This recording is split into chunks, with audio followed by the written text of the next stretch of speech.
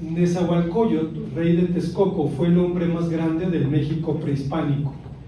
Fue un estratega y comandante competente, el más competente de su tiempo, pues frente a 100,000 hombres rompió la opresión del reino de Azcapotzalco.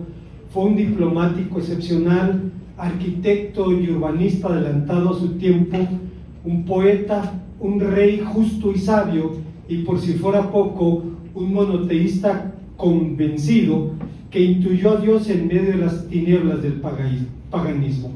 En uno de sus poemas, Nezahualcóyotl dice: nos enloquece el dador de la vida. No, en ninguna parte está la casa del inventor de sí mismo, Dios, nuestro Señor. Por todas partes es invocado, por todas partes es venerado. Se busca su fama y su gloria en la tierra. Él es quien inventa las cosas, quien se inventa a sí mismo, Dios. En todas partes es invocado, en todas partes es venerado. Se busca su gloria y su fama en la tierra. Nadie puede aquí, nadie puede ser amigo del dador de la vida. Solo es invocado, y a su lado, junto a él, se puede vivir en la tierra. El rey poeta intuyó a Dios. Sospechó que alguien estaba allí, en medio de la oscuridad de su tiempo, pero reconoció que aunque se podía vivir a su lado, no se podía ser amigo de él. Y estaba en lo cierto, pues si Dios no se da a conocer, esto es prácticamente imposible. Aunque ciertamente, dice el apóstol San Pablo en el libro de los Hechos, Dios nunca ha dejado al mundo sin testimonio de sí, su autorrevelación más clara es en las Escrituras. Por esta razón, otro rey poeta, cuya vida tuvo muchos paralelos a la de Nezahualcóyotl, y quien en este salmo se declara siervo de Dios, nos habla de una trilogía, nos habla de 3 obras que la palabra divina realiza. Veamos cuáles son. Antes, hermanos, de pensar en las enseñanzas de este pasaje, debemos recordar que el libro de los Salmos, hermanos, es uno de los libros más amados del pueblo de Dios a lo largo de los siglos. Independientemente de si hablamos del pueblo cristiano, del pueblo judío, hay ese encanto, esa fascinación en los salmos, porque se dice los salmos son la respuesta de Israel. En la ley y en los profetas, Dios habla a su pueblo. En los salmos el pueblo le responde a Dios y le dice quién es, lo que espera y lo que cree de él. En este salmo en particular, el Salmo 19, en la segunda sección, encontramos, hermanos, que David, el autor, nos habla de 3 obras que hace la palabra divina en el corazón del creyente. La primera de ellas es que nos dice lo que hace en la mente del siervo.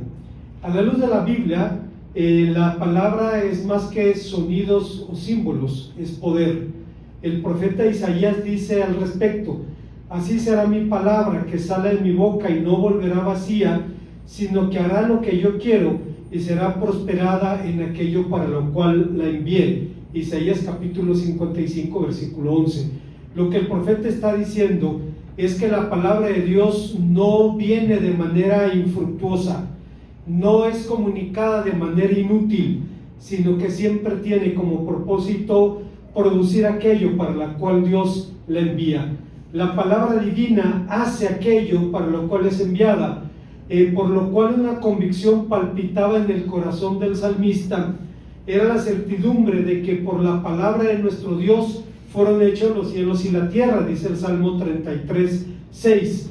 Y la primera parte del Salmo 19 da testimonio de Dios por medio de su creación, testimonio que habla de la gloria del Creador, y aunque habla de manera prodigiosa de estas verdades, sin embargo da un testimonio limitado. Nos dice que el Creador es grande, nos dice que el Creador es sabio y poderoso, pero no nos dice quién es y tampoco nos dice cuál es su voluntad. Por esta razón, Albert Voluk, un panteísta alemán, lo advirtió claramente cuando dijo: era un hombre que creía que Dios era todas las cosas y en algún momento tuvo un encuentro con Cristo, se convirtió y diría al respecto: aunque todos los predicadores de la tierra callen y toda boca humana cesare de publicar la gloria de Dios, Los cielos arriba nunca cesarán de declarar y proclamar su gloria y majestad. Aunque la naturaleza se mantuviera en silencio, cuando el sol en su gloria alcanza su cenit en el cielo azul, aunque el mundo guardare silencio festivo cuando las estrellas brillan en la noche, con todo el salmista dice que hablan. Sí, un silencio santo, que es un hablar siempre y cuando haya un oído para escuchar. En otras palabras, Tholuck dice que el testimonio de la creación solo es audible a quien quiere oír y es visible a quien quiere creer. Tal vez por eso los escritores sagrados nunca intentaron probar la existencia de Dios por medio de la creación. Cuando digo esto, hermano, recuerdo en la primera iglesia bautista de Durango había un hermano que era médico y compartía con un compañero suyo, otro médico, otro cirujano, que no era creyente. Uno era creyente y el otro no.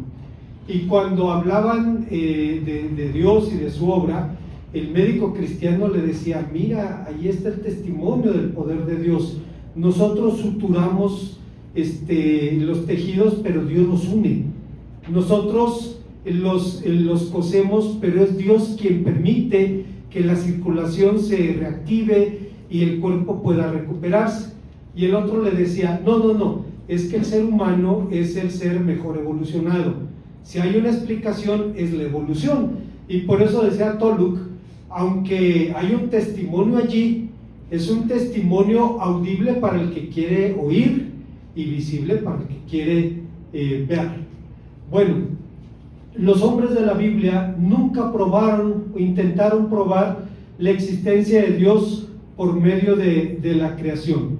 Bonhoeffer decía sobre el asunto: la escritura proclama a Dios como el creador del cielo y la tierra.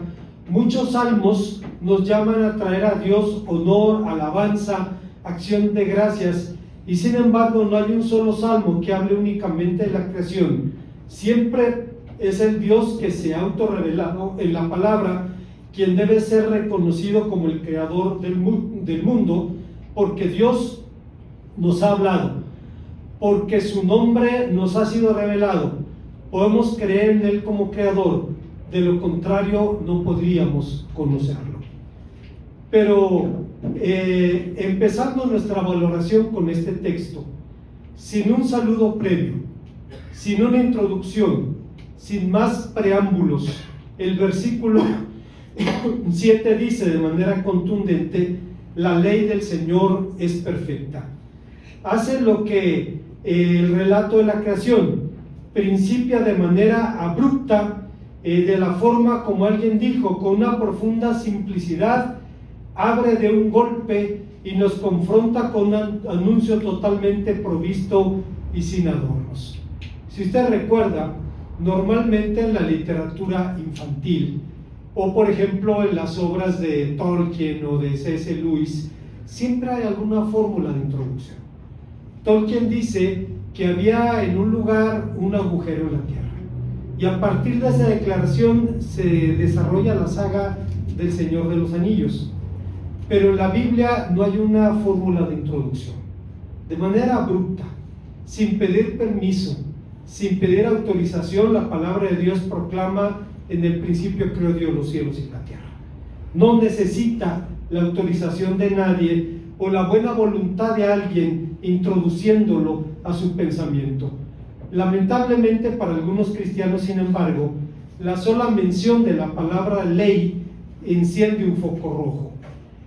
Algunas iglesias que declaran al Nuevo Testamento como norma única de fe, mientras otras se niegan a usar instrumentos musicales en el servicio, argumentando que no aparecen en la palabra de Dios. Creen que la ley representa un pasado superado, un camino a la salvación contrario a la salvación por fe, pero al margen de que este es un falso dilema, porque la salvación siempre ha sido por gracia, el Señor Jesús nos recuerda que ni una jota ni una tilde pasará de la ley sin que se cumpla, como dice en Mateo capítulo 6, versículos 17 y 18. Y por lo mismo, Bonhoeffer, un luterano de pura cepa, hijo espiritual de sola gracia, discípulo y maestro de sola fide, dijo sobre la ley: bajo ley debe entenderse todo acto redentor de Dios y la dirección de una nueva vida de obediencia. El gozo en la ley, en los mandamientos de Dios, nos llena cuando Dios nos ha dado la vida, la gran transformación que viene por medio de Jesucristo. Esta afirmación no es una mera especulación de Bonhoeffer, pues ya el apóstol San Pablo había dicho, refiriéndose concretamente al Antiguo Testamento, había dicho que toda la escritura es inspirada por Dios y es útil. La dice en 2 Timoteo capítulo 2, versículos 16 y 17, y el profeta Isaías usó los mismos términos en el capítulo 1, versículo 10 de su profecía, cuando dice: oíd la palabra de Dios, escuchad la ley de nuestro Señor. Ley y palabra son intercambiables, está hablando exactamente de lo mismo, y Dios da a conocer su voluntad con un propósito redentor.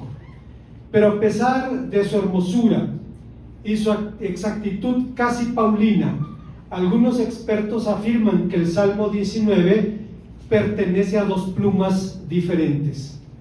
Una objeción que se ha planteado a la unidad de este salmo es la ausencia de una transición entre la primera y la segunda parte, es decir, entre nada hay que se esconda de su calor y la ley del Señor es perfecta, versículo 6 y versículo 7.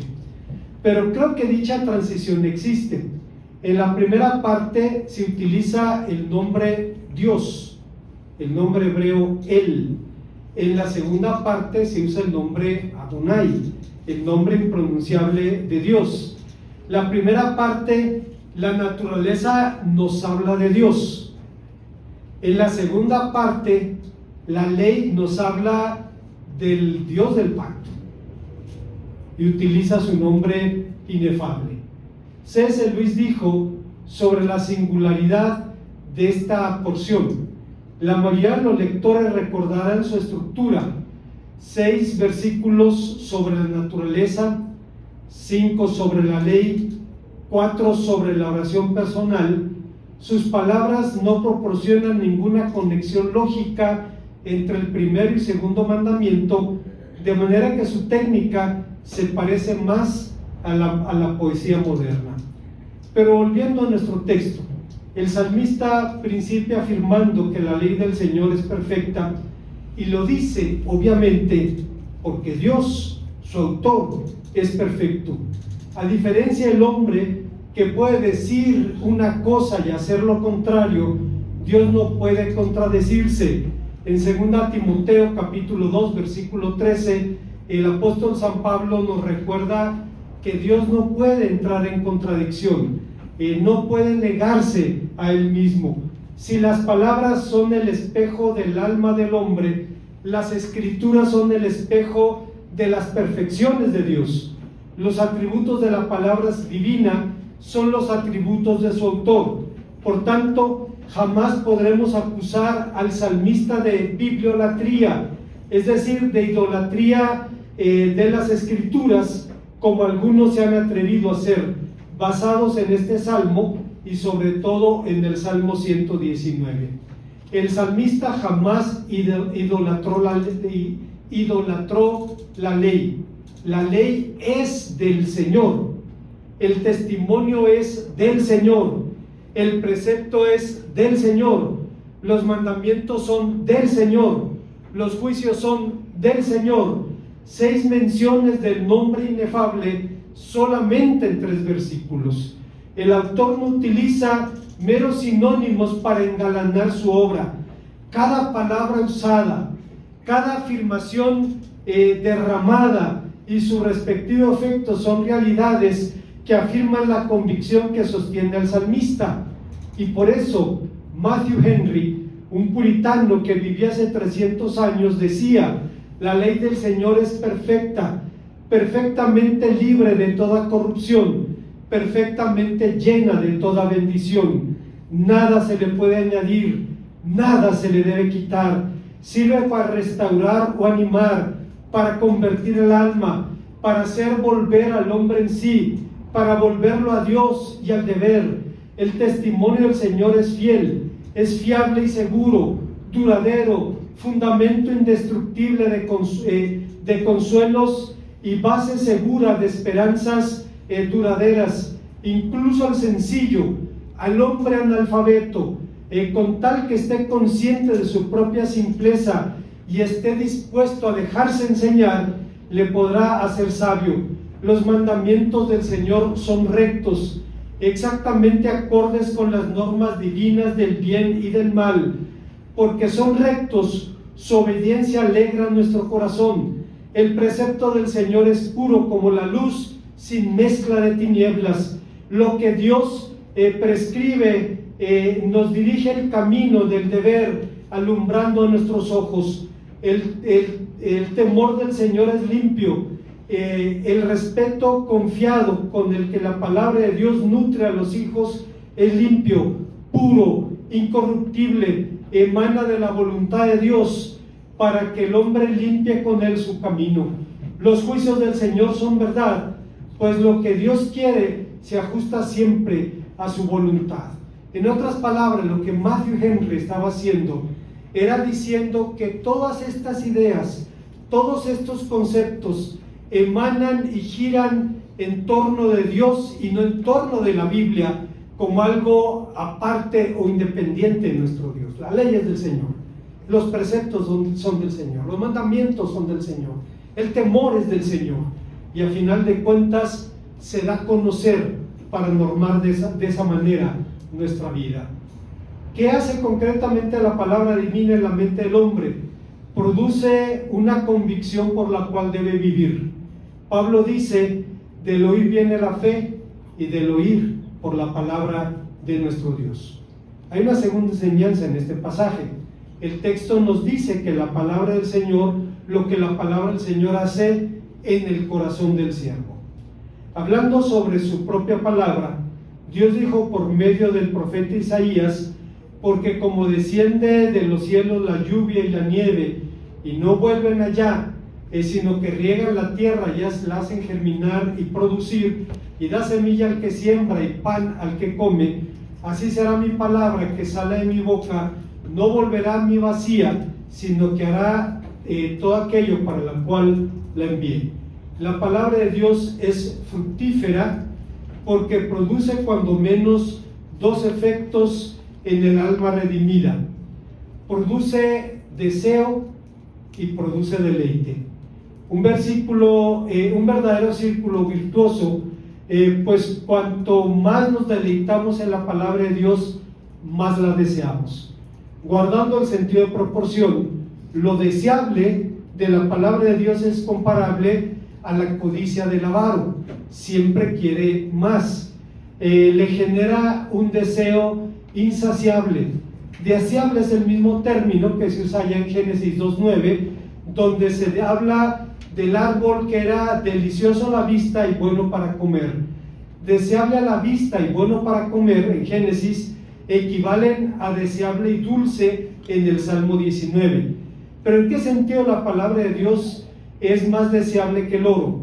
Abraham ibn Ezra, un erudito judío-español de la Edad Media, decía: la ley sobrepasa todos los lujos de la tierra. Los hombres desean oro, piedras preciosas, porque son duraderas y su valor inalterable. Pero el hombre no puede llevar oro a la tumba, mientras que la palabra de la ley lo acompaña en este mundo y en el venidero. Cuando el señor Rockefeller murió, alguien le preguntó a su contador: ¿cuánto dinero dejó el señor Rockefeller? Todo. No se llevó ni un centavo. Decía Ibn Ezra: no te puedes llevar el oro a la otra vida. Dice: pero puedes llevar tu obediencia, que te acompaña en este mundo y en el venidero. Es evidente que el canto va increciendo, que aumenta de volumen y de intensidad, cosa que no escapaba al ojo de Carlos Spurgeon. Dice, la metáfora consigue fuerza de manera en la que es presentada. Primero habla de oro, luego de oro afinado, luego de mucho oro afinado. Es bueno, es mejor, es lo mejor. Y respecto a la figura de la miel, podemos reconocer una elocuencia por ella misma. La primera edición de la Reina Valera, la llamada Biblia del Oso, tenía la portada un grabado donde un oso estaba saltando un panal y debajo estaban las palabras que recordaban dulce más que la miel. Ahora, esto, hermanos, en nuestro tiempo puede resultarnos poco atractivo. Decía C.S. Lewis que en la antigüedad bíblica había pocas fuentes para endulzar los alimentos. Uno de ellos era la miel. Y por eso, aunque hoy ya tenemos problemas con el azúcar y con lo dulce, en la antigüedad bíblica no había muchas fuentes, no había muchos edulcorantes, y entonces era importante. No somos tan golosos como los hombres de la antigüedad porque contamos con el azúcar, demasiada azúcar, por cierto. Recuerdo en alguna ocasión mi hermano Gus comentaba, dice, el azúcar es adictivo. Dice, cuando te sientes mal, dice, cómete una cucharada de azúcar y vas a ver el efecto que te produce. Te cambia el estado de ánimo por un momento, por un tiempo. Pero, hermanos, el efecto para el cuerpo, la acumulación de calorías puede ser devastador. Entonces, aunque es adictivo y tal vez incluso más que muchas otras drogas, la verdad es que debemos ser mesurados con su uso. Así que tenemos problemas con la miel. Sin embargo, podemos decir, como decía C.S. Lewis, podemos usar la figura del agua de la montaña, el aire puro después de estar en un calabozo, como la cordura después de una pesadilla. Pero existe un marco sombrío en el que podemos entender mejor la hermosura de la ley. En la antigüedad bíblica, el pueblo de Israel vivía rodeado de paganos que practicaban la prostitución ritual, la sodomía sagrada, los sacrificios humanos y especialmente la práctica de arrojar a sus propios bebés al fuego. Son situaciones brutales que atraían a muchos israelitas, pero los hombres de fe, los hombres sensatos, cuando veían actos tan brutales de adoración, podían reconocer la dulzura de la ley y podían contrastar la crueldad de los dioses que consumía la vida de los hombres, en tanto Dios bendecía y enriquecía la vida de sus siervos. La ley de Dios tiene como objeto la vida, a diferencia de los dioses paganos, de los dioses falsos, que consumen a los hombres y a los pueblos. La ley de Dios tiene como meta la vida. ¿O qué dice Dios en el libro de las bendiciones y de las maldiciones? Deuteronomio 30:15. He puesto delante de ti la vida y la muerte, el bien y el mal. Escoge pues la vida para que te vaya bien, para que seas bendecido en la tierra que el Señor tu Dios te da. Esto es especialmente pertinente en nuestra actual cultura de muerte. Hace unos años, hermanos, unas décadas, el gobierno mexicano se jactaba diciendo que tenía una ventaja sobre los países desarrollados, y era el bono demográfico. La población de los países desarrollados estaba envejeciendo rápidamente y la población joven de México formaba más de la mitad de los habitantes de este país, que eso le daría una ventaja incluso económica a México frente a esos países. Pues ya vemos ahora, hermanos, a qué se dedican muchos jóvenes: a la delincuencia, al narcotráfico, jóvenes que desde la infancia son reclutados en una cultura de muerte, en un manto de violencia que cubre nuestra nación. Así es que podemos entender mejor cuando el salmista dice que la ley de Dios es dulce como la miel, porque endulza la vida de los seres humanos. C.S. Lewis decía: el orden de la mente divina encarnado en la ley divina es hermosa. ¿Qué debería ser un hombre sino intentar reproducirlo en la medida que es posible en su vida diaria? Su deleite está en estos versículos estudiados. Estudiarlos es como encontrar un tesoro. Nos afecta como la música. Son sus canciones, saben a miel, son mejores que la plata y el oro, y a medida que se abre más y más los ojos, se descubre más y más de ellos y nos provoca asombro. Esto no es mojigatería, ni siquiera escrupulosidad, es un lenguaje de un hombre arrebatado por la belleza moral. Si no podemos compartir su excelencia, nos lo estamos perdiendo. Lo que el salmista está diciendo, en otras palabras, la dulzura de la miel, la dulzura de la palabra de Dios siguen vigentes en medio de un mundo, incluso en tinieblas. Pero es que no podemos imaginar ni siquiera el encanto que la palabra de Dios produce en el alma redimida. Mi hermano Santiago Rojas cuenta de cómo se convirtió. Él dice que un día quiso entrar a la iglesia, una iglesia evangélica, a escuchar la palabra de Dios. Dice: y entré cuando estaba el pastor pronunciando la palabra amén. Llegó al amén. Y dice que le dijo a alguien que estaba allí: venía al culto, pero ya se acabó. ¿Quiere venir a un servicio? Venga mañana, a un culto de oración. Dice el hermano: entré y todo el mundo pasaba, compartía sus testimonios, dice, compartían sus cargas. Y dice el hermano: yo pasé y traté de hablar, dice, y no pude.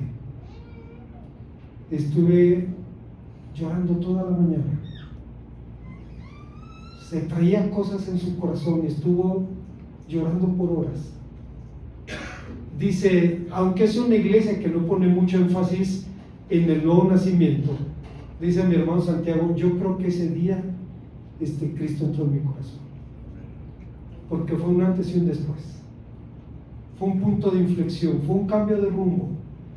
Dice, no estaban predicando, nadie me estaba enseñando la Biblia, pero estar delante de la presencia de Dios me consumió, quebrantó mi corazón. Recuerdo a la hermana Dulce, que comenta que cuando su madre se separó de su marido, que era hermano del presidente Miguel Alemán, se separan. El hombre tenía trastornos serios y no era posible un matrimonio así. Entonces se separan y la familia Alemán se olvida de ellos, ¿no? Aunque eran de la familia, se olvidaron. Pero dice la hermana: un día mi mamá iba pasando por una iglesia metodista en la Ciudad de México, no sé si era Valderas, no sé. Dice, el hecho es que pasó y escuchó un himno. Dice, y le encantó tanto lo que escuchó que cruzó la puerta. Y dice, y me quedé. Dice, cuando escuchó el himno, obviamente se le acercaron las hermanas, la recibieron con amor, y dice, yo encontré consuelo, esperanza, aliento. Dice, y no estaban predicando, simplemente Dios usó su palabra a través del himno. Apenas podemos imaginar el encanto que la palabra de Dios produce en el alma humana. Recuerdo, hermanos, el testimonio de conversión de un musulmán, un hombre que tenía un amigo cristiano y quería convertirlo al Islam, y el cristiano quería lo mismo, llevarlo a los pies de Cristo. Entonces le dice el cristiano al musulmán: ¿por qué no hacemos un reto? Vamos a tomarnos unos meses, tú lees la Biblia, yo leo el Corán, y después platicamos. Estuvieron leyendo uno la Biblia y el otro el Corán, y después de unos meses el musulmán regresó acusando al cristiano de haber hecho trampa. Le decía: tú sabías lo que la Biblia me iba a hacer, dice, tú sabías, dice, es trampa eso. Sí, la Biblia lo llevó a los pies de Cristo, mientras que el Corán no llevó al cristiano muy lejos, y decía: eso es trampa, pero lo decía con la satisfacción de alguien que había reconocido lo que la palabra de Dios había producido en su corazón. Por esta razón, cuando Agustín de Hipona hablaba de Dios, decía: Salvador mío, fuente inagotable de dulzura y de bondad, que no piense yo más que en ti, cuando al mismo tiempo se te ama a ti y a otra cosa ya no se te ama, oh Dios mismo, con amor verdadero, oh amor lleno de dulzura, oh dulzura llena de amor, amor exento de penas y seguido de infinidad de placeres, amor tan puro y tan sincero que subsiste por los siglos, amor cuyo ardor nada puede enfriar o apagar, que me vea yo abrazado en tus divinas llamas, de manera que no sienta yo más que aquel torrente de tus dulzuras, de placeres, de delicias, de alegrías, pero una alegría eternamente justa, eternamente pura, santa y seguida de aquella perfecta paz que solamente proviene de ti. Que sea yo abrazado en las llamas de tu amor, oh Dios mío, con todo el afecto de mi corazón y mi alma. No quiero, bien mío, no quiero en lo sucesivo más amor que el tuyo. Hermanos, Agustín fue un hombre que se tiró a la perdición muy joven. Vivió una vida de disolución muy joven, aunque tenía una madre cristiana. Usted conoce la historia. Y llegó el momento en que Agustín y Mónica, su madre, ya no podían convivir, porque Mónica no quitaba el dedo del renglón, le seguía predicando, y Agustín no quería escuchar. Y dice San Agustín que llegó el momento en que ya casi no podían convivir, no podían comer juntos. Y entonces ella lloraba por su hijo. Cuando mi hijo Jorge se apartó de la iglesia hace unos años, nunca discutimos con él. Nunca discutimos con él. Nunca tratamos de convencerlo, porque si yo lo convencía, se iba a regresar donde andaba. Orábamos por él. Mi esposa lloraba por él todos los días. Todos los días cuando oraba, lloraba por él. Y me hizo recordar a Mónica de Hipona. Y dice que un día soñó que ella estaba llorando y se acerca un ángel y le dice: ¿por qué lloras? Y le dice: por Agustín. Y le dice: voltea, ¿quién está a tu lado? Y volteó y estaba Agustín allí. Y dice que ella entendió que él un día iba a creer. Y pasaron años, hermanos, no fue fácil, pasaron años. Pero ella ya sabía que Dios le había prometido esa bendición. Cuando andaba cerca de los 50 años, Mónica le dice a Agustín, él ya era cristiano, ya era obispo. ¿Qué cristiano, hermanos? Le dice: no hay nada en este mundo que me retenga. Este mundo no me ofrece nada que provoque que yo quiera quedarme aquí. Lo único que me ataba a la vida era verte cristiano. Ya puedo morir, ya me puedo ir. Y entendemos entonces por qué cuando Agustín habla del amor de Dios, habla de esa manera. Hay una tercera y última enseñanza. Este salmo nos dice que lo que la palabra produce en la vida del siervo. C.S. Lewis creía que este es el poema más grande del Salterio y una de las mejores letras de la historia de la literatura. La palabra de Dios es hermosa, pero no fue revelada para su contemplación.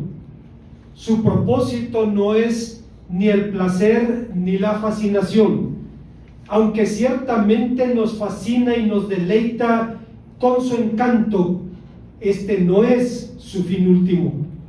Su propósito es dar testimonio de Dios y de su voluntad. Digo esto porque se echa mano de la Biblia casi para cualquier fin equivocado, incluso con las mejores intenciones, incluso de buena fe. En una ocasión había comentado, voy a confesarlo, si lo sabe Dios que lo sepa el mundo, que estaba espiando un canal de televisión católico. A veces lo hago, a veces espío también el canal de enlace, y lo espío porque no soporto más de 5 minutos, ¿no? Pero estaba espiando un canal católico y había un hombre, un sacerdote, que era sorprendentemente un buen predicador. Y cuando estaba viendo, el hombre dijo: hacemos nichos a los santos, a Cristo, a la Virgen, ¿y qué de la palabra de Dios? Me sorprendió lo que estaba diciendo. ¿Por qué no le hacemos también un nicho a la palabra de Dios? Dije: Dios mío, iba también, ¿cómo salió con eso?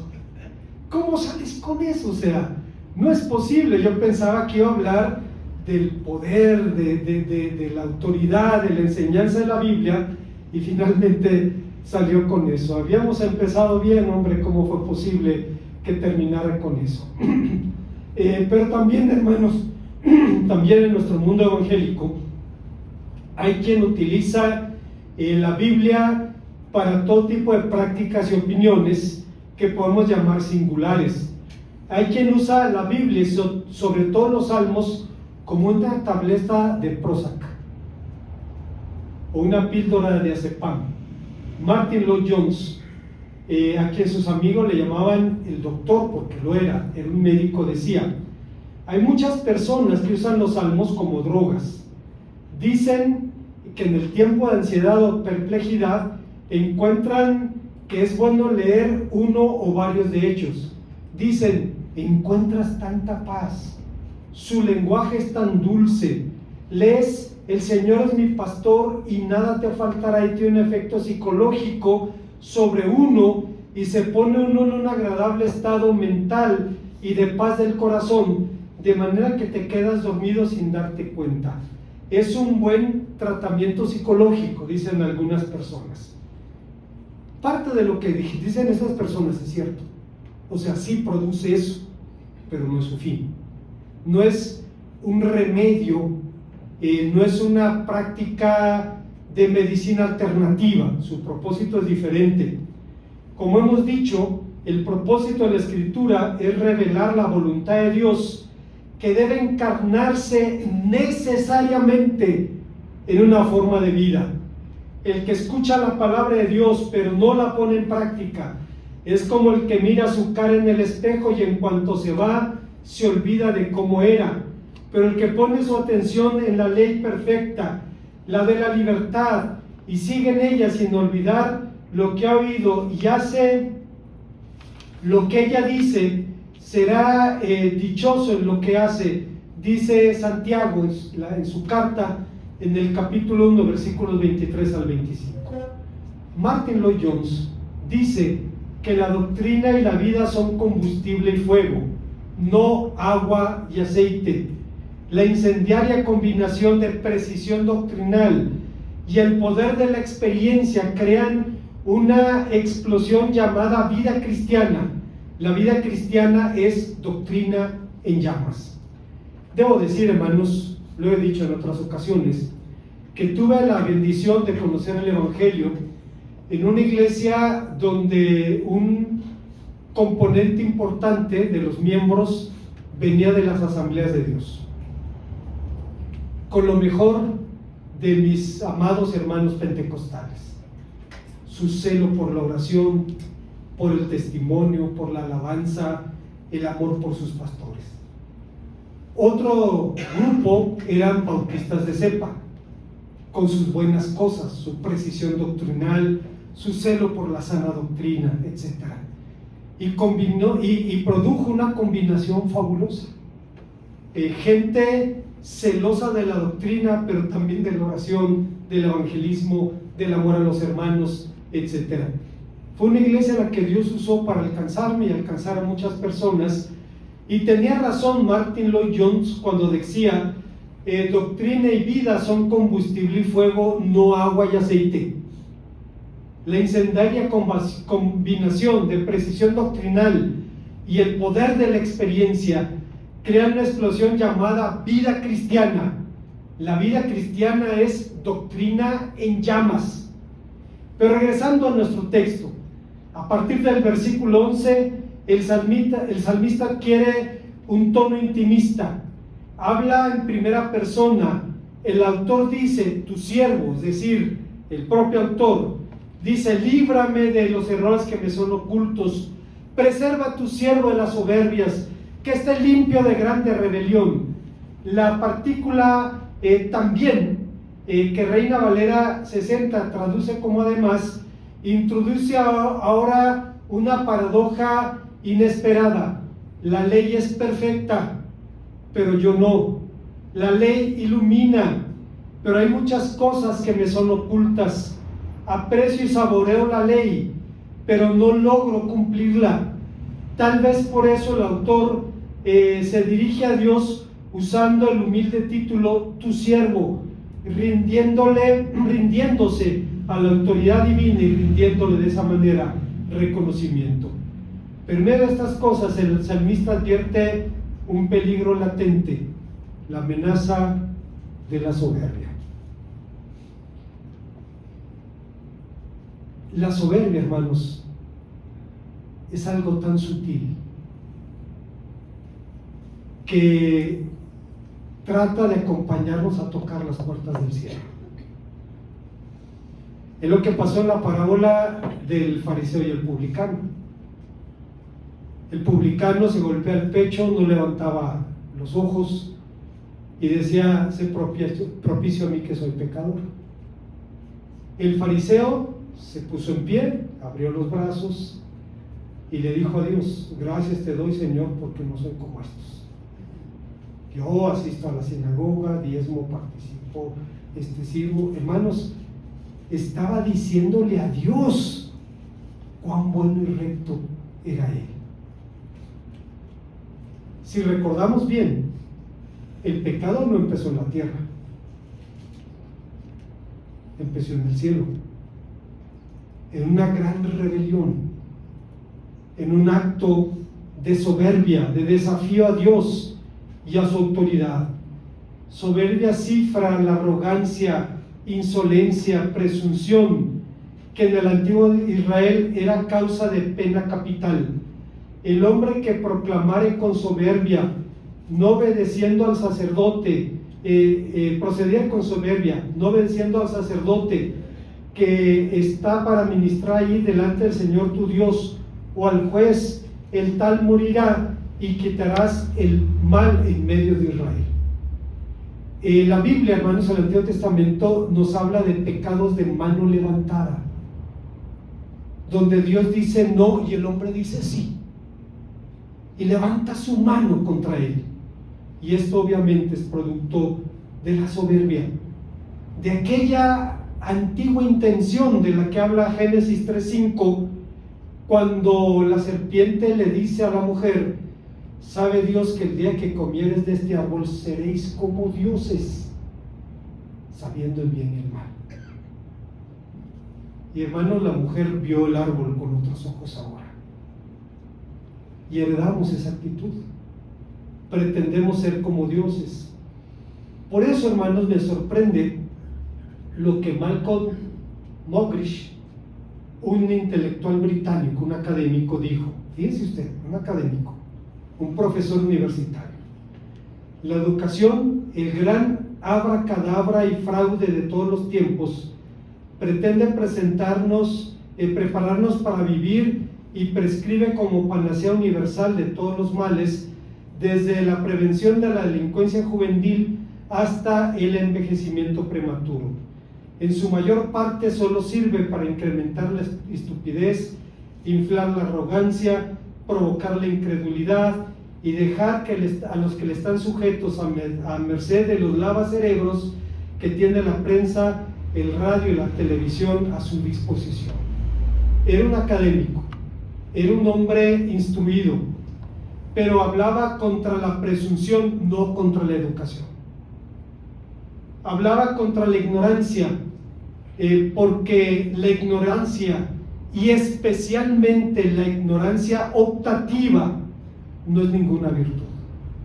Obviamente el peligro de la arrogancia no se limita al mundo secular, incluso es evidente o más grave en la esfera espiritual, y por eso C.S. Lewis dijo algo que me fascina. A veces uno se alegra de no ser un gran teólogo, porque uno podría confundir fácilmente eso con ser un buen cristiano.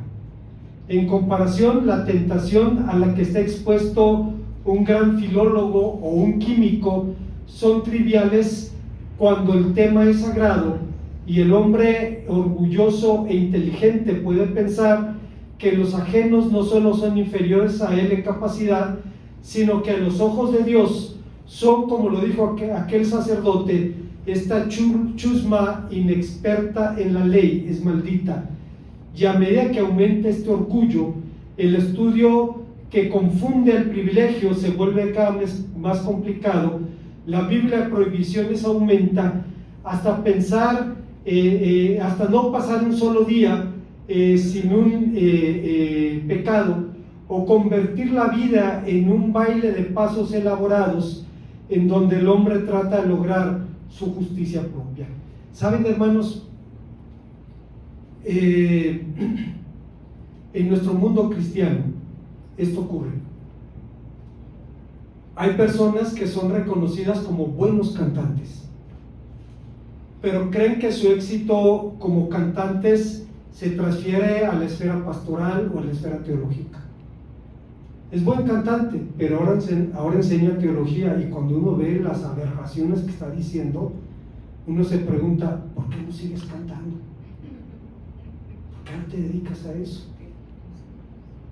Ocurre con los pastores. A lo mejor conocemos la Biblia, pero de pronto podemos creer que sabemos de otras cosas en las que no tenemos entrenamiento o formación. Es muy común, hermanos, que la soberbia humana nos lleve a pensar que nuestros logros en un área se transmiten automáticamente a otras áreas, y no es así, no tiene que ser así. Recuerdo una nueva creyente que en alguna ocasión dijo que tenía un problema de depresión y que había ido a ver al médico, y lo dijo con pena. Hermana, para eso es el médico. La depresión puede tener dos causas: la frustración por la vida que no tengo y quiero tener, o un problema químico. El problema de que la farmacia del cerebro ya no te surte la receta, y entonces es una depresión clínica. Eso requiere atención médica. No hay ningún conflicto, o sea, la fe y la ciencia no están peleadas, ambas vienen de Dios, no hay ningún conflicto con eso, razón por la cual uno tiene que reconocer sus limitaciones. Por último, David exaltó el libro de la David exaltó el libro de la creación en la revelación. Eleva ahora una oración para que sus palabras y su meditación sean aceptables delante de Dios, su roca y su redentor. David rogaba que Dios aceptara sus palabras y afectos, pues si ellos no son aceptables a Dios, ¿de qué nos aprovechan? Si nuestros afectos y palabras no son gratos a Dios, van a testificar en nuestra contra. Como conclusión, con cuánta elocuencia Matthew Henry diría: dos libros excelentes hay en el que el gran Dios ha publicado para instrucción y edificación de los hombres. Los dos son tratados en este salmo, y recomienda el estudio diligente de ambos. El libro de la creación, en el que fácilmente podemos leer el poder y la deidad del Creador, y el libro de la revelación o la escritura, que nos da a conocer la voluntad de Dios en cuanto a nuestros deberes. El salmista nos demuestra la existencia y utilidad del segundo libro y nos enseña el modo de aprovecharlo. Curiosamente, hermanos, en el norte de África, donde por los ministerios radiales se han fundado cientos de iglesias cristianas nuevas que prefieren llamarse comunidades de seguidores del Mesías, porque para ellos cristiano está manchado por asociación. Cristiano huele a cruzadas, a Santa Inquisición, entonces prefieren el nombre discípulos del Mesías, que creo yo es totalmente incorrecto. El problema es que son comunidades que solo usan el Nuevo Testamento, porque el Antiguo Testamento habla de Israel, su enemigo jurado, y entonces no quieren tener contacto con esta porción de la Biblia. Pero trágicamente, hermanos, es como si una persona se encontrara 2 barras de oro y recogiera una y dejara la otra, recogiera una y abandonara la otra. La verdad es que necesitamos esa palabra y ese mensaje completo. Por razones diferentes en el llamado mundo cristiano, algunos mutilan la Biblia optando por una u otra de sus partes, abrazando una o rechazando la otra, pero la escritura toda es inspirada y útil. Y estaba en lo cierto quien dijo: la ley es razonable, no da razones y educa al experto sin dejarlo en su ignorancia. La ley es lúcida, no exige obediencia ciega, sino que ilumina los ojos. La ley da alegría al alma, no se convierte en una carga insoportable. De modo que este salmo debe llevarnos cuando menos a 2 conclusiones, una conceptual y otra personal. La primera, para los cristianos evangélicos, la Biblia es norma de fe y práctica. John MacArthur dice: el principio de la reforma de sola escritura tiene que ver con la suficiencia de las escrituras como nuestra autoridad suprema en asuntos espirituales. Significa que toda verdad es necesaria para salvación y vida espiritual están contenidas en ella. Se enseña o se implica en las escrituras. No significa que toda verdad de todo tipo se encuentre en la escritura.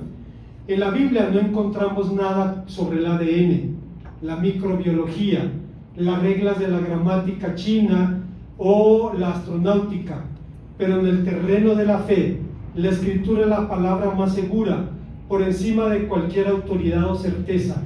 Es más segura, dice el apóstol San Pedro, que los datos recompilados por primera mano a través de nuestros sentidos, y por tanto la escritura es la autoridad suprema sobre cualquier asunto del que nos habla. En otras palabras, solo a la luz de las escrituras podemos afirmar lo que es bueno. La segunda conclusión a la que debemos llegar es personal. Se cifra en nuestra relación personal con la palabra de Dios. Martin Luther King decía que no hay mejor desayuno para un cristiano que un pedazo de Biblia cruda. Debo confesar, hermanos, cada mañana que leo la Biblia me topo con ideas y con palabras que me hacen sentir una tentación muy grande de ir al diccionario bíblico, ver qué palabra hebrea se utiliza allí, qué palabra griega usó Pablo, hasta que me acuerdo, no, esto no es estudio, esto es nutrición, es Biblia cruda. Habrá tiempo para el estudio, es otra cosa. Aquí es nutrirnos directamente de la palabra de Dios. Si usted no lo cree, pero si usted no lee la Biblia con frecuencia, ¿qué le puedo decir?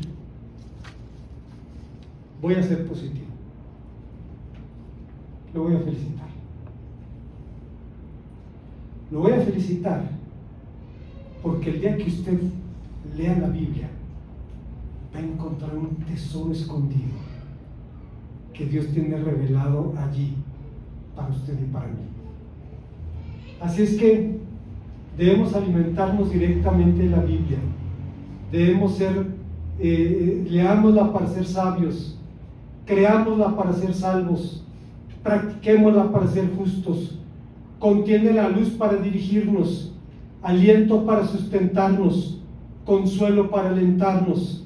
Es el alma del viajero, la brújula del piloto, la espada del soldado, el itinerario del cristiano.